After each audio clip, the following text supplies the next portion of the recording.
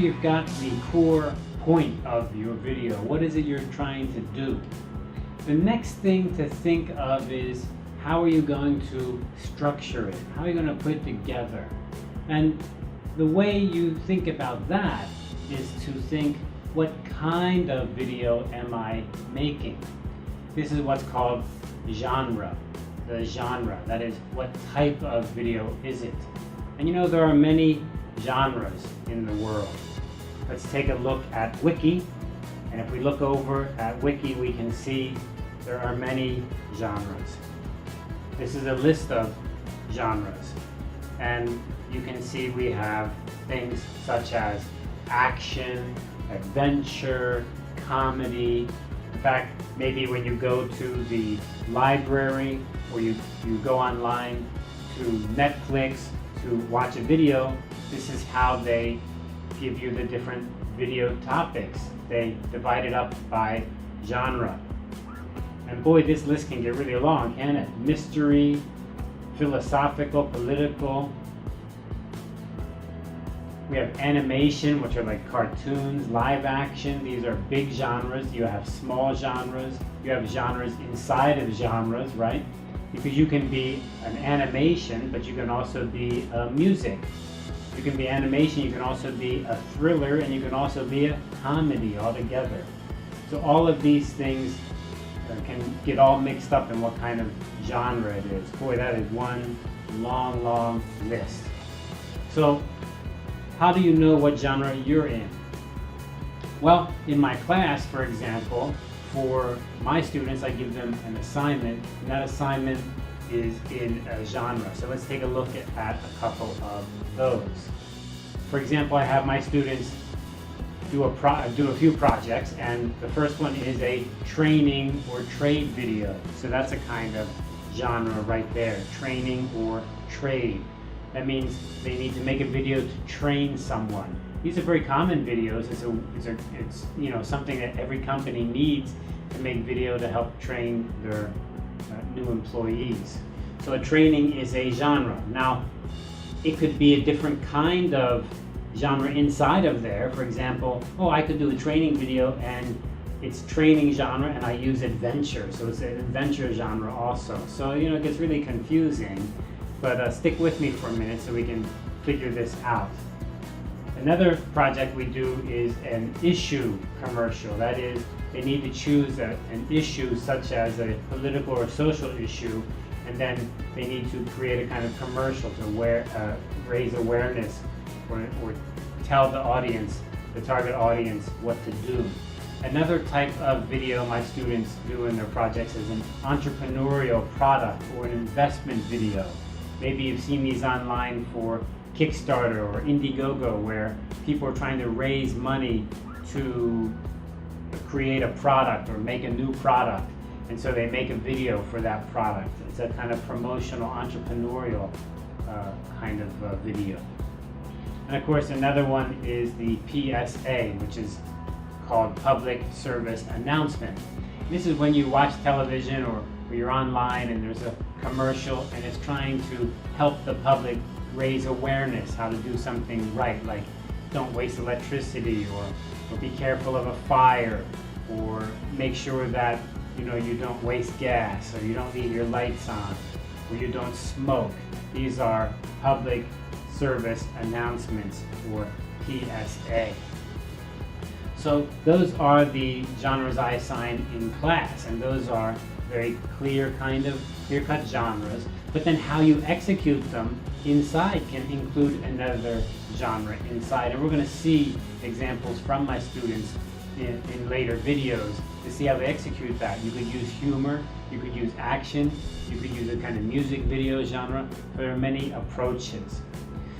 So how can you use this to get started? If your teacher hasn't told you must make a PSA genre, how do you get started? Well, the reason this is helpful is once you have your idea, your goal, then what you can do is you can think, now what genre do I want to make this in?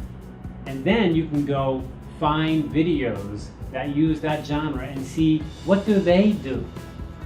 How do they do it? So if you're going to use a PSA, public service announcement, in that genre, or a training video in that genre, I can go watch some PSAs, or I can go watch some training videos. And I can see, oh, in a training video, they often have one person who introduces things, and then they often have a list of things you need to follow. In a PSA, they often use emotion and try to tell you, don't do something because it's scary, so I can follow that. Do they use music? Do they cut very quickly? Do they use different kinds of angles or different kinds of shots? How many people are involved in the video? Do they use a lot of graphics? All of these relate to the genre. And how do you know how to do it? By following the example. So what we have here is the genre is kind of a way to cheat. Once you think my video is going to be in this genre, comedy, now you can go watch comedy videos. Or mine is going to be a training genre, but using comedy genre. And I can go try to find some training videos that use comedy. And I can copy what they've done. I can follow what they've done. It's a great way to save trouble and get a head start on things, rather than you just make things up. And then if you make things up, different parts of your videos coming out different, and you'll get discouraged easily. So genre is a way to cheat, I shouldn't say cheat, shortcut. A shortcut to seeing how to execute your goal, your elevator pitch, how to execute it in the actual video. Okay, let's go off to the hardware table.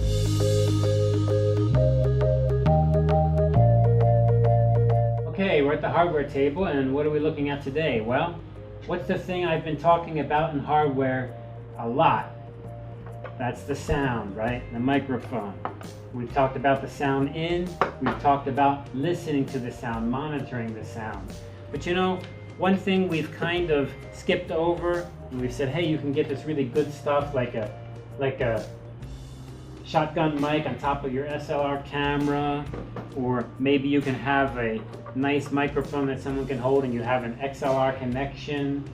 But you know, it's very possible that you may be in a situation where the camera you're using doesn't have any way to get the sound in.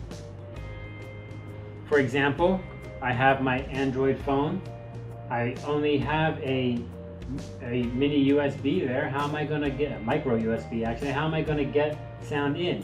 Well, I could buy an adapter, but maybe my phone doesn't have that kind of adapter.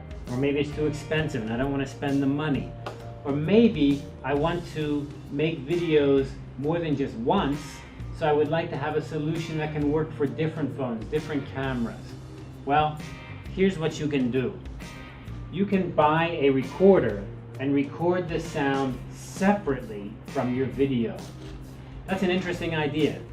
You don't actually need to have the sound go into the camera. Now, of course, it helps because it saves a lot of trouble.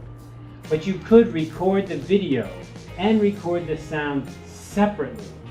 Then when you put it onto your computer, you just put the sound together.